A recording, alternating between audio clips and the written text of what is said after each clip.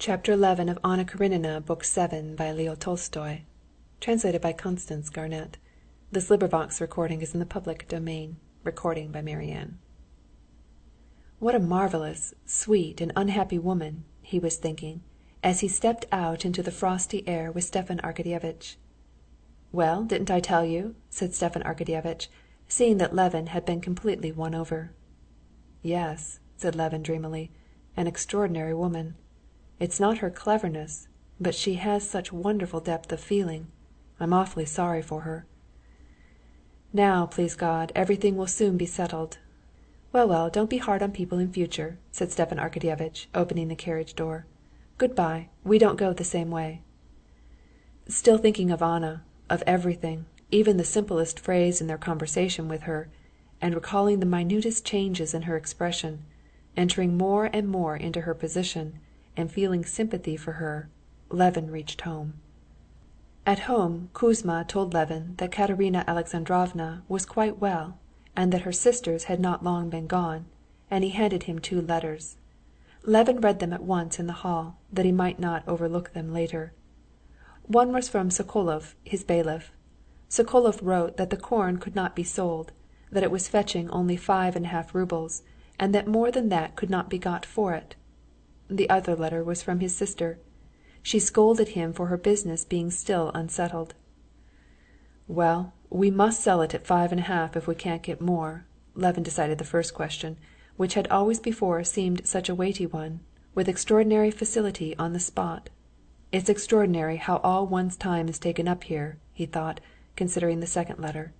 He felt himself to blame for not having got done what his sister had asked him to do for her. "Today again I've not been to the court, but today I've certainly not had time."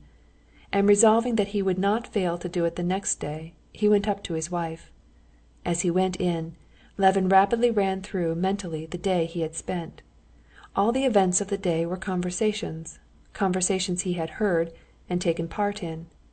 All the conversations were upon subjects which, if he had been alone at home, he would never have taken up, but here they were very interesting. And all these conversations were right enough, only in 2 places there was something not quite right. One was what he had said about the carp, the other was something not quite the thing in the tender sympathy he was feeling for Anna. Levin found his wife low-spirited and dull. The dinner of the 3 sisters had gone off very well, but then they had waited and waited for him, all of them had felt dull, the sisters had departed, and she had been left alone. "Well, and what have you been doing?" she asked him, looking straight into his eyes, which shone with a rather suspicious brightness. But that she might not prevent his telling her everything, she concealed her close scrutiny of him, and with an approving smile listened to his account of how he had spent the evening. "Well, I'm very glad I met Vronsky. I felt quite at ease and natural with him. You understand, I shall try not to see him, but I'm glad that this awkwardness is all over," he said, and remembering that by way of trying not to see him, he had immediately gone to call on Anna, he blushed. "We talk about the peasants drinking. I don't know which drinks most, the peasantry or our own class. The peasants do on holidays, but...." But Kitty took not the slightest interest in discussing the drinking habits of the peasants. She saw that he blushed, and she wanted to know why. "Well, and then where did you go?" "Stiva urged me awfully to go and see Anna Arkadyevna." As he said this Levin blushed even more, and his doubts as to whether he had done right in going to see Anna were settled once for all. He knew now that he ought not to have done so. Kitty's eyes opened in a curious way and gleamed at Anna's name, but controlling herself with an effort, she concealed her emotion and deceived him. "Oh," was all she said.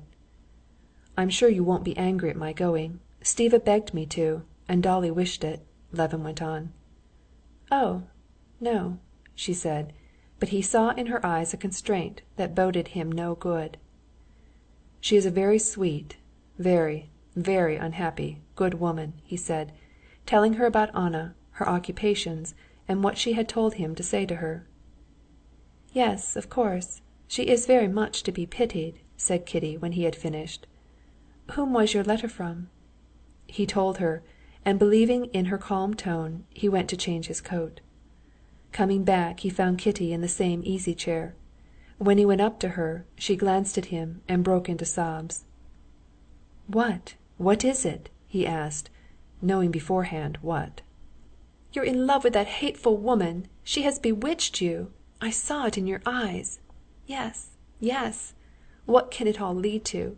You were drinking at the club, drinking and gambling, and then you went to her of all people.